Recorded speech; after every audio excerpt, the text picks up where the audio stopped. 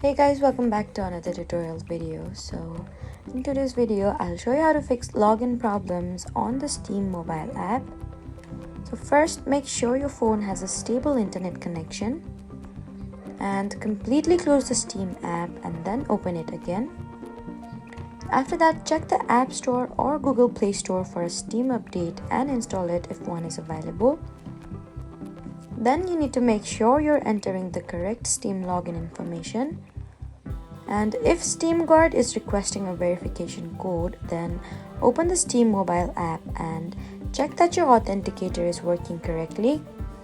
You can also restart your phone and try signing in again. If you've forgotten your password, use Steam's official account recovery option to reset it. And if Steam's server are experiencing an outage, then you may need to wait until the service is restored.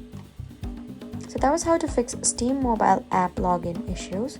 Please do not forget to like, comment and subscribe for more helpful tutorials. Thank you for watching.